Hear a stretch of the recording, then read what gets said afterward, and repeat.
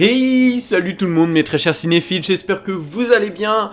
Aujourd'hui, on va parler de Seul, comme on a fait hier, mais cette fois-ci avec du spoil à gogo et des révélations vis-à-vis du film. Je ne vous réexplique pas l'histoire, si vous êtes là, c'est que vous avez ou soit vu le film, ou lu la BD, ou que vous avez envie d'en savoir plus, et que voilà, vous allez de toute façon être clairement spoilé. Donc déjà, plusieurs incohérences vis-à-vis du film. En effet, enfin, incohérence ou incompréhension de ma part. Au tout début du film, donc clairement, il meurt dans un incendie, ça on le sait pas, mais on le sait à la fin. Ces 6 jeunes sont donc morts pendant un manège, c'est ce que j'en ai déduit. Sauf qu'il n'était pas que 6 dans le manège, donc est-ce que pour vous, le feu a tué que ces 6 personnes, ou est-ce que c'est là une incohérence? Ou peut-être que dans la BD c'est précisé, on ne sait pas. Ensuite, celui qui joue le rôle du méchant vis-à-vis du film a lui aussi été tué, logiquement, dans cet incendie.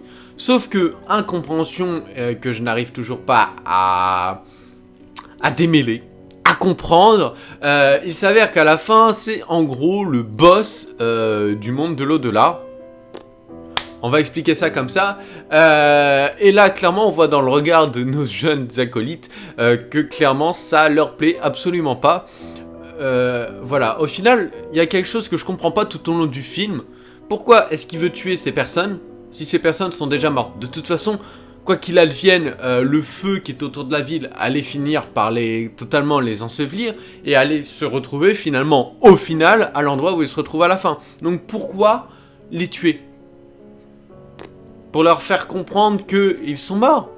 Ok, d'accord, mais je vois toujours pas l'intérêt de leur faire autant peur. C'est pas comme si que c'était l'enfer ou le jugement dernier, qu'il y avait un côté bien, un côté mal dans cet univers. C'est juste lui qui décide de leur faire peur pour leur montrer grosso merdo la réalité des choses. J'avoue qu'au final, quand on prend le film sous cet angle-là, on se dit bah, c'est totalement con. Quoi qu'il en soit, cette fin avec cette ouverture, avec ce blond qui tue tout le monde dans le film et qui à la fin se retrouve finalement le chef, acclamé par plein d'autres jeunes, qui doivent être morts certainement aussi, j'avoue je comprends pas trop. J'ai du mal à comprendre pour ceux qui ont lu la BD, essayez de m'expliquer peut-être, mais j'avoue que c'est quelque chose d'assez incompréhensible et j'ai la mauvaise sensation, même si j'aime bien ce film que je vais citer, d'arriver à un film du genre Labyrinthe. Au début, le nom du film est en accord avec le film, sauf que Labyrinthe 2, clairement, il n'y a plus de labyrinthe. Voilà, si on part de ce principe, j'ai un peu peur qu'on arrive à ça.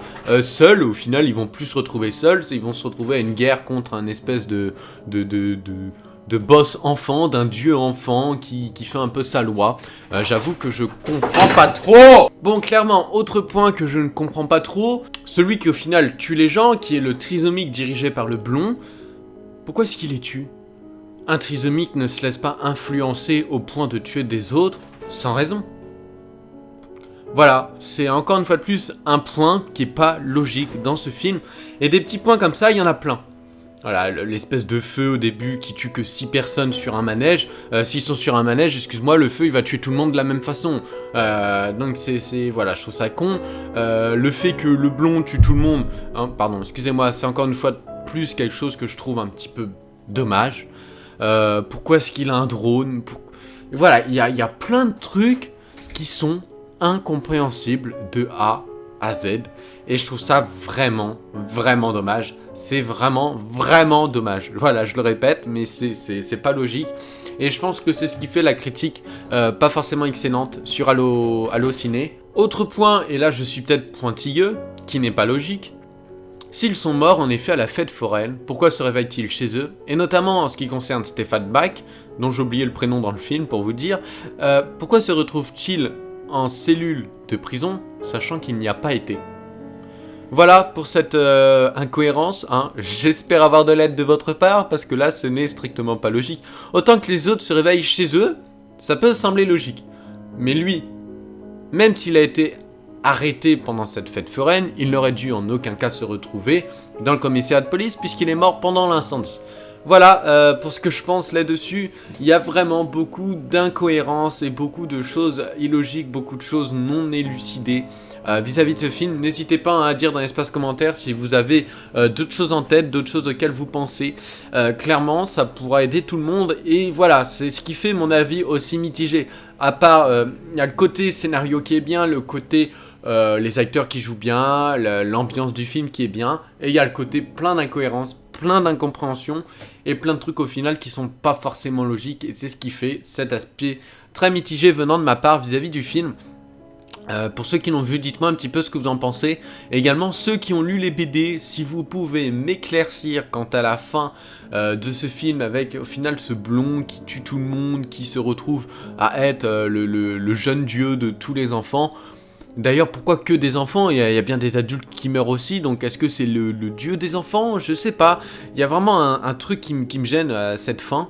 Peut-être ce sera expliqué s'ils feront d'autres films, je ne sais pas, c'est certainement expliqué en tout cas dans les BD, et j'ai l'impression qu'à la fin ils vont vouloir essayer de virer en gros ce blond, enfin je parle pour les BD là, mais voilà, c'est un petit peu dommage d'arriver à ça, alors que c'était pourtant bien parti, le scénario est bon, la mise en scène est très bien, les effets spéciaux sont là, malgré 2-3 scènes un petit peu où on sent que c'est vraiment fait sur ordinateur et c'est dommage. Mais voilà, pour ce film, j'espère que ça vous a plu, dites-moi encore une fois de plus ce que vous en avez pensé dans l'espace commentaire. Quant à nous, on se retrouve très prochainement pour une nouvelle vidéo, d'ici là je vous souhaite à tous bon film, bien évidemment, prenez soin de vous et à la prochaine, allez ciao tout le monde, bye les gens.